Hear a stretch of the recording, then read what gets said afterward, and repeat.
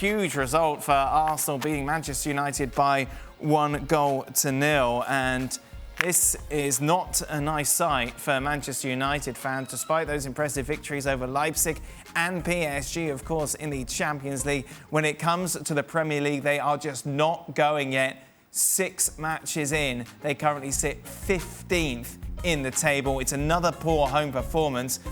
Frank Leboeuf joins us. Frank, how do you explain Manchester United being so good against Leipzig and so flat and poor today? Well, I don't know if there is any explanations. You know, maybe it was a random win against Leipzig and a lucky one. But what we see in the Premier League is far from what we expect from Manchester United and a club like Manchester United, even if we all know that the level dropped dramatically with this team. I mean, I really have to lower my expectation about all teams in the Premier League, especially top teams. When I see Liverpool yesterday, Manchester City yesterday, and today Manchester United is far away from what I expect from all of them. Today, it was very strange to see that diamond midfield because Ole Gunnar Solskjaer wanted to put Pogba in the middle of the park, where it's clearly a problem because he changed it in the second half, putting him left wing almost. Before changing Fernandes and changing Pogba. So he doesn't know what to do with Pogba. We talked about that and about Pogba yesterday with Steve Nichols, that Solskjaer has to really rethink about the position of Pogba. Maybe the best position of Pogba right now for Manchester United is maybe on the bench, because it seems to be a real problem. On top of creating penalties, he's causing problems in the middle of the park where he doesn't defend. We don't know where to put him, and he's like a double-double with Fernandes. So it's a real problem. Frank, how could Paul Pogba have been so good and so key for Juventus when he was there and for France at the World Cup, and yet at Manchester United he can't deliver? Simply because when you're coach of Pogba, you have to realize that you cannot count on him to defend and even to have a tactic. You have to let him free and do the tactic with the others. That's the thing. That's what Juventus they did, making sure that Pirlo was the master of orchestra in the midfield zone, and the same for Kante and maybe the help of others. But you leave Pogba free to everything if you want him to be at the top, because it seems to be impossible to count him tactically and to make sure that he will go to his position, that he will work for the team and not only work for himself. It's true that he has talent, that's for sure. He can be a fantastic player, but you have to realize that it can be a problem to have him in your squad. Frank, you talk about lowering your expectations. Of course, our viewers have done that throughout the years. What's going on with the Premier League at the moment in which these big matches aren't delivering? I think 2 reasons for that. I think the COVID, the pandemic, is the first reason why. You know, many players have been injured, and when you're injured after getting the virus, and it's hard to come back because you have no preparation, or you have to restart your preparation. So it's a problem. Of course, players involved in the European Cup is a problem, and I think also you have teams like West Ham, Aston Villa, Wolverhampton, and some others who are getting better. They are technically better, and the other so-called top teams can sort out the problems put it by those teams. So it makes everybody, in fact, average. I enjoy watching Southampton, which are third in the league, Wolverhampton, because it's like they're free. They have no pressure, and they can fly as birds.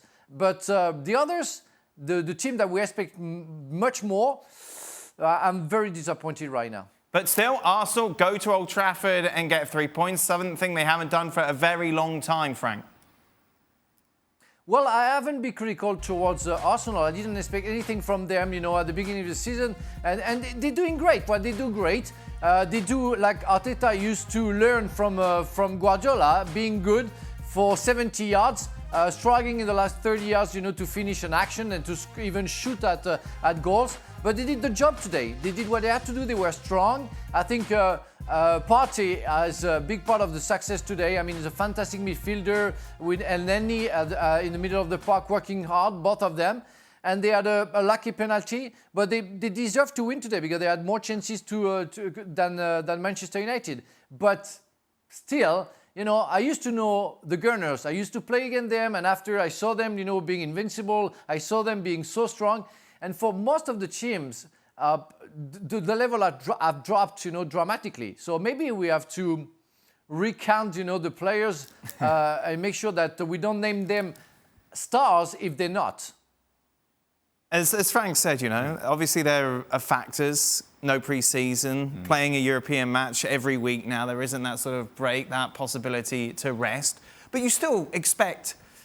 These are some of the best players in the world, and we're not seeing that sort of quality at all. Partey was the only one who seemed to have any sort of life about him today. Right. And let's not forget what kind of player he is. He is energy, he's tackling, he's winning balls. But all of a sudden, we look at Thomas Partey, and he's actually distributing the play. And that is not really what has made him the player that he is. But as compared to everybody else, because he looks lively, because he looks dynamic, because he looks interested to play, he looks like a world beater. As good a player as he is for Arsenal, I don't think that Thomas Partey, when you watch the talent on the field, should be the guy that you say, you know what, that is the best player out there. Well, that's the case today. What I would say in particular about Manchester United is it's a talented, average team. An average team that can look good because those talented players can have one night in which they all sort of come together and everybody's playing well and full of confidence, and you look at them and they can beat a team like Leipzig 5-0 last they did in the midweek. But because they are average in nature, they come back to the group. They come back to the crowd. And all of a sudden, you cannot maintain momentum. You cannot withstand the ability and the expectations of people. Because you win against Leipzig 5-0 and everybody says, hey, they're back. Ole Gunnar Solskjaer is a tactical genius. He knows what he's doing. All problems have been solved. And then you watch him play today and you say, man, this team is some kind of bad. And that's sort of what we've seen from Manchester United. They look horrendous. They look better. And because they look better, we're ready to crown them. And then they look awful again, and they're awful again. And so it's just difficult to try to measure a team that simply is average. And average will tell you that sometimes they're good, sometimes they're bad, and in the end, they'll end up somewhere mid-table unless they get themselves right. Well, thank you very much for watching ESPN on YouTube. For more sports highlights and analysis, be sure to download the ESPN app. And for live streaming, premium content, and let's not forget as well, ESPN FC 7 days a week. Subscribe to ESPN+.